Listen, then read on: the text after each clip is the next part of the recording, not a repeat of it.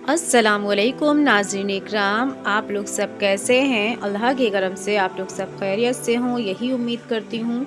नाज़रीन इकराम, आज की वीडियो में हम जानेंगे कि दुआ किस तरह से की जाए कि अल्लाह रब्बुल इज़्ज़त हमारी दुआओं को कबूल करे।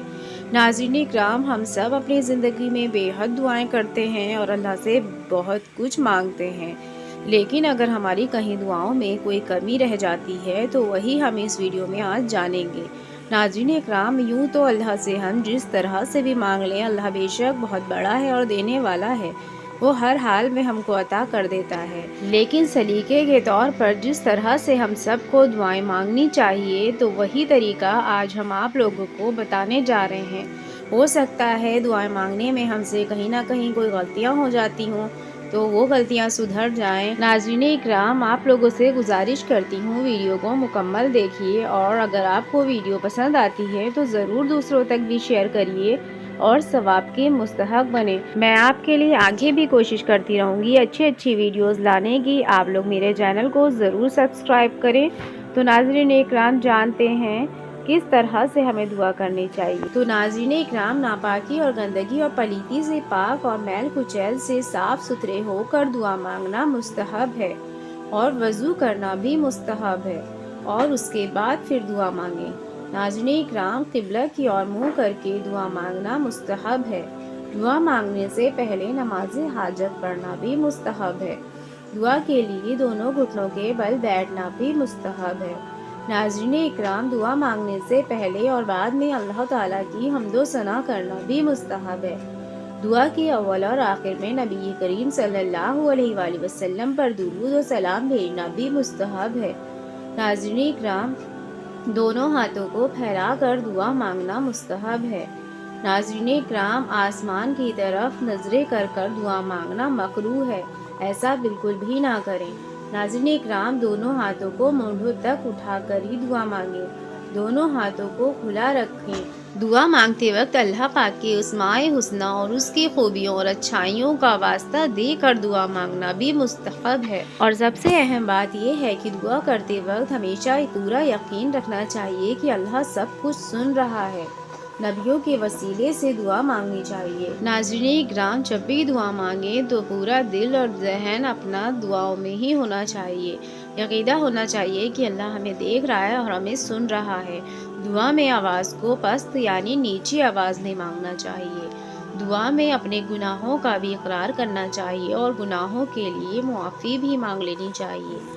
नबी करीम सल्लल्लाहु अलैहि वसल्लम से जो दुआएं सही हदीसों से साबित है, उन्हीं को इख्तियार करना, क्योंकि आप सल्लल्लाहु अलैहि वसल्लम ने किसी दूसरे को बतलाने की ज़रूरत ही नहीं छोड़ी।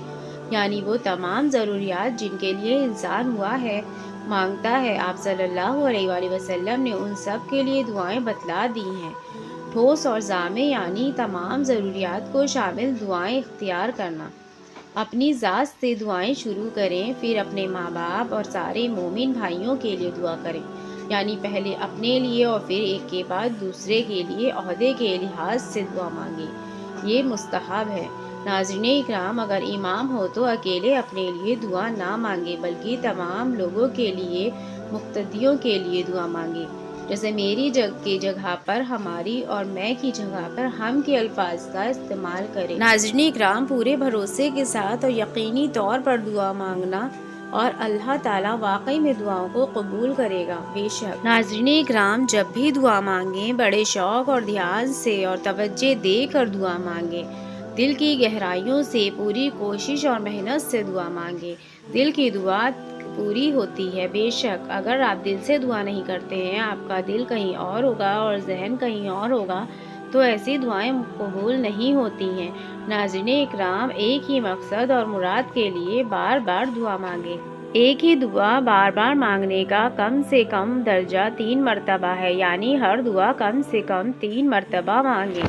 किसी भी तरह के गुनाह की बात या रिश्ता नाता तोड़ने की दुआ हरगिज़ ना करें। नाज़रीन इकराम, जो चीज़ पहले से हो चुकी है उसके खिलाफ दुआ ना मांगे, जैसे कि मेरे मौला तू मुझे औरत से मर्द या मर्द से औरत बना दे। इस तरह की बेखुदी और दुआएं ना करें। नाज़रीन इकराम, दुआ में हद से आगे ना बढ़ें। کہ کسی ناممکن کو اور نہ ہونے والی چیز کے لیے دعا مانگیں۔ ناظرین اکرام، اللہ کی رحمت میں تنگی نہ کریں، یعنی یہ نہ کہیں کہ میرے مولا تو صرف مجھے ہی معاف کر دے اور کسی کو معاف نہ کر، بلکہ آپ کو اپنے لیے بھی معافی مانگنی چاہیے اور کہنا چاہیے ساری مخلوق کو معاف کر دے۔ ناظرین اکرام، اپنی ساری ضروریات چھوٹی چھوٹی اور بڑی بڑی چیزوں کے لیے اللہ سے ہی دعا مانگیں۔